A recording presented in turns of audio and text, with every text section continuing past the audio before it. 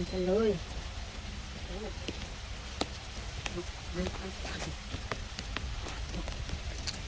ไปคนกันนะมานี่เนาะอยู่ในนะอันนี้มันยังบ่ทันได้สุกมาเนี่ยเอาตัวกินกับเจียวเอาตัวนี้มันส้มดี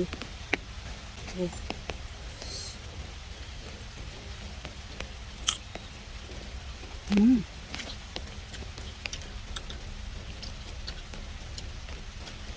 อืม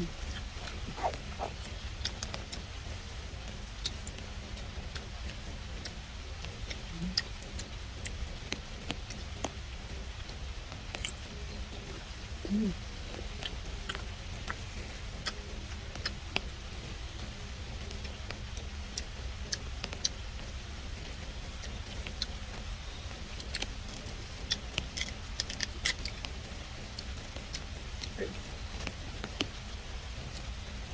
อ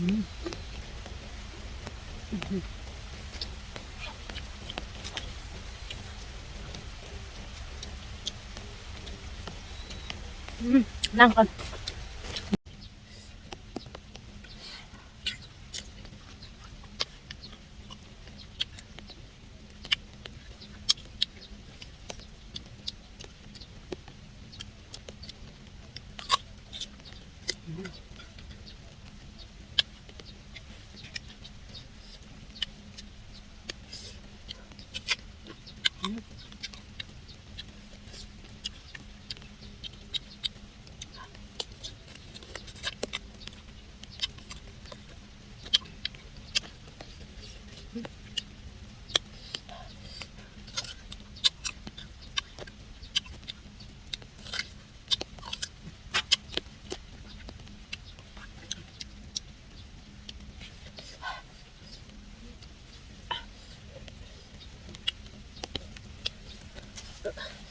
นั่งก่อนเดี๋ยวไปก็เดี๋ยวไปนั่งมาวันกันหลายๆ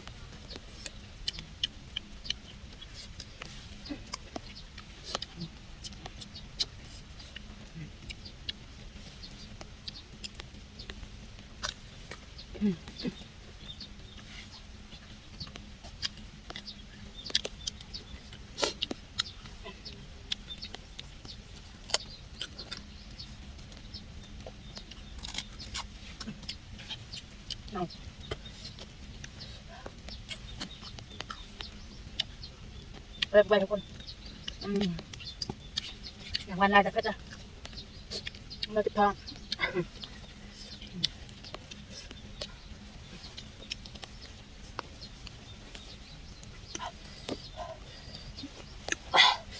เป็นไปแล้วจัดเด็ดเอาอย่างนี้ดักเอาอย่างนี้ขึ้นวันแรกขนาดนั้นน้ำก่อน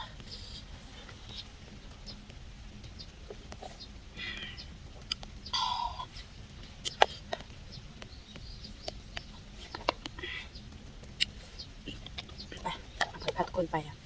สมปึงข้าวๆเนาะนี่เพื่อนบอกมันดกแต่ละต้นอันนี้สุกแล้วนะ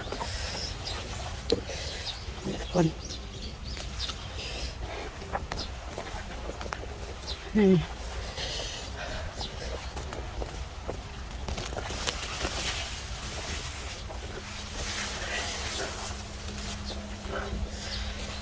นี่เด้อดังอังลังทุกคนแดงกำลังสิสุกหอบหน้าพอเช็ดคลิปมาเฮ็ดคลิปตัดเก็บมักมันให้ทุกคนเบิ่งเด้อทุกคนในชมเบิ่งอันนี้สามารถนำกันอันนี้ข้าวๆทุกคนคันพันย่างมันก็จะพอกี่คันย่างแล้วกันวัดแจ้คุณกว้างอยู่เนาะกว้างอยู่เดือดคนไปมากคนพอสิฟ้ากลับมาเงินนะทุกคนฝนตกให้ทุกคนเบิ่งข้าวนี่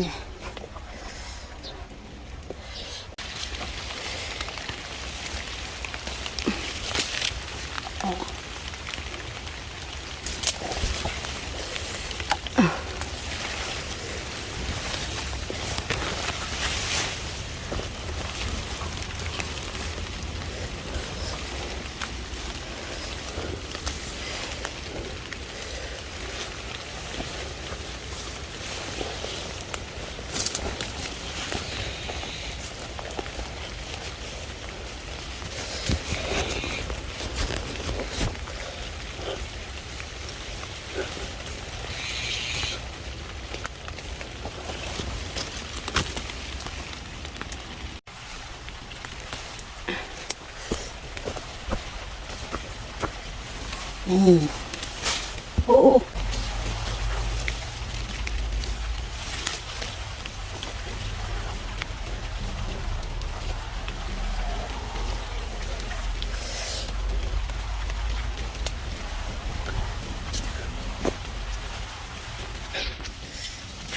ตัวนี้หมดไว้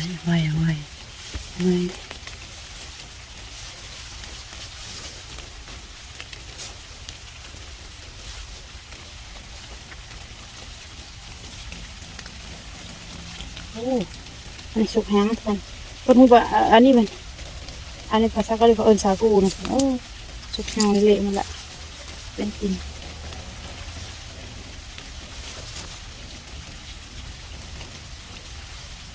นี่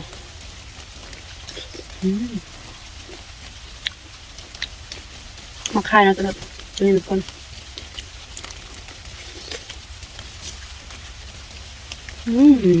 ตกยางขึ้นนะ